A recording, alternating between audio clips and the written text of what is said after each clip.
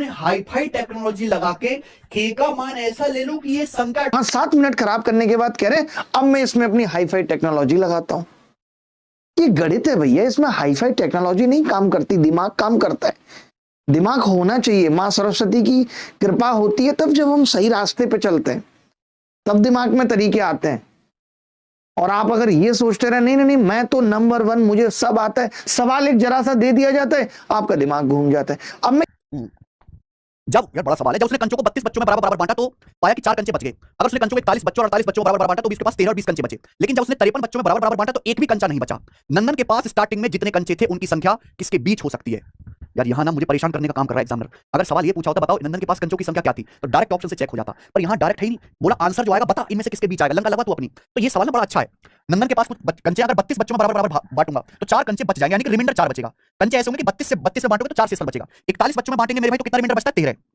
अगर 48 बच्चों बराबर बराबर बांटते तो कितने कंचे बच जाते हैं? 20 कंचे बच जाते हैं। यानी कि आपको ऐसी संख्या चाहिए मेरे भाई, एक ऐसी संख्या चाहिए जिसको 32 से भाग करने पर 4 रिमाइंडर आए, 41 से भाग करने पर 13 रिमाइंडर, 48 से भाग करने पर 20 रिमाइंडर आए। ध्यान से देखेंगे ऐसा डाटा सेट है, डिफरेंस सेम है।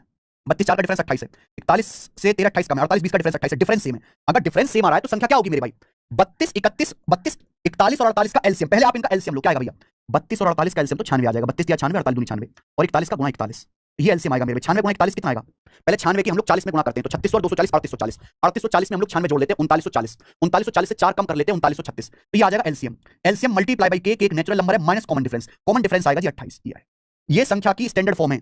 ये वो संख्या है जो 32 41 48 से भाग करने पर 4 13 20 रिमाइंडर देगी। ठीक है जी, गुणा ठीक है मैंने 3600 3840 में 96 जोड़ना, पहले 100 जोड़ना, पहले 40 4 कम कर लिया। ठीक है जी, तो यहां तक बात बनी। अब मेरे भाई के क्या, के एनी नेचुरल नंबर, के का मान ऐसा लेना है कि 53 से डिवाइड करने पर कोई भी कंचा ना बचे, यानी कि 53 से पूरा पूरा डिवाइड हो जाए, 53 से पूरा पूरा डिवाइड हो जाए, के का मान ऐसा लेना है। अब एक बात आप समझो मेरे भाई, के का मान नेचुरल नंबर हो गया तो 1 या 2 या 3 या 4 ऐसा तो कुछ और तो कुछ होगा नहीं, दशमलव में तो होगा नहीं।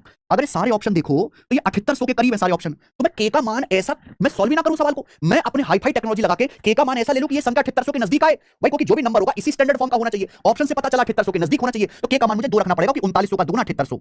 अगर मैं के का मान 2 रखता हूं तो 3900 का दुगना 7800, 36 का दुगना 72 और इसमें से 28 करूंगा मेरे भाई, घटाऊंगा तो आ जाएगा मेरे भाई 4 और 6 में से 44, 7844 आ जाएगा भैया। ठीक है, बोलो, यानी कि संख्या 7844 है और 7844 किसके बीच में है? ये चौथा ऑप्शन 7834 और 7854 के बीच में है, चौथा ऑप्शन आंसर है।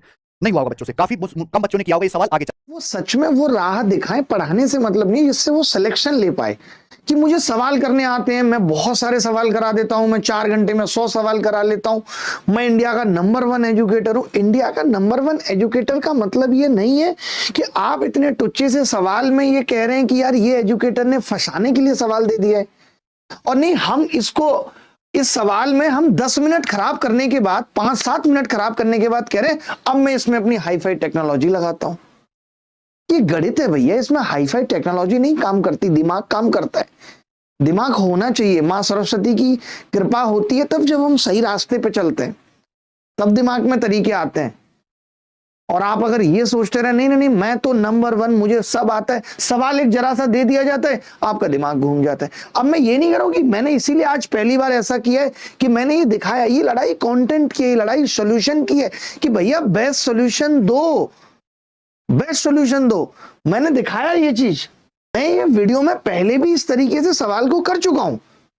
कोई ये नहीं कह सकता कि मैंने पहले नहीं बताया था। आज से 3 महीने पहले मैंने बताया था कि ऐसा सवाल आएगा जहां पे ये डिफरेंस पूछा जाएगा, जहां पे संख्या एग्जैक्ट नहीं दे रखी होगी, एक इंटरवल दे रखा होगा, उसके बीच में उत्तर आएगा।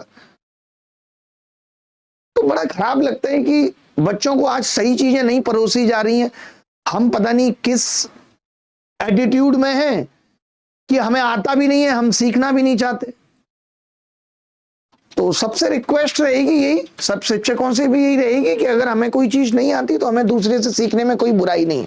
सब कुछ तो सीखा ही है, ये भी सीख लेना चाहिए, अच्छी चीज है, अच्छी अप्रोच है, लेकिन ये आ नहीं सकती, ये सीखने की चीज ही नहीं है। ठीक है, ये सीखने, और ये सवाल मैं बहुत पहले से बता रहा हूं, मतलब काफी पहले से ये सवाल मैं बता रहा हूं। तो चलिए कोई बात नहीं, खैर, बट मैं लेके आता हूं एनटीपीसी के सवालों को और मैं बताता हूं कि तोड़ना सीखना पड़ेगा। देखिए, संभव ही नहीं है कि आप दिए गए टाइम में सारे सवाल कर पाए, पॉसिबल नहीं होगा। आप सिलेबस कहीं भी खत्म